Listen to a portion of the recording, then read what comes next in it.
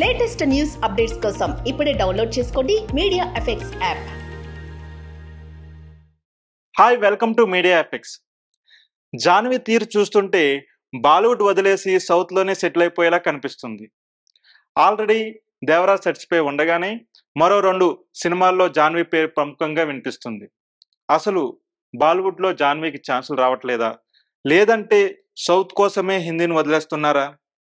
శ్రీదేవి హిందీ మరియు తమిళంలో ఎన్ని సినిమాలు చేసినా ఆమెను మాత్రం తెలుగు అమ్మాయిలాగే చూశారు మన ప్రేక్షకులు.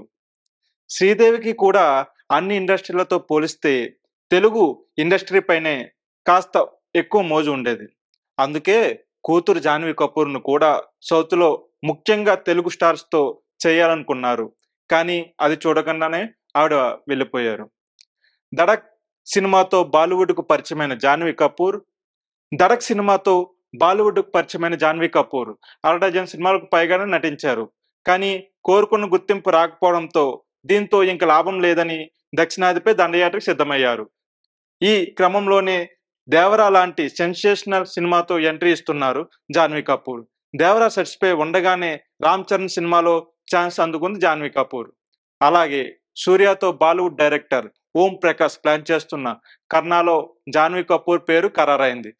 ఇదంతా చూస్తుంటే సౌత్లో స్టార్ అవడమే కాదు, అమ్మ కోరిక తీర్చేలాగే కనిపిస్తుంది మన జాన్వీ కపూర్.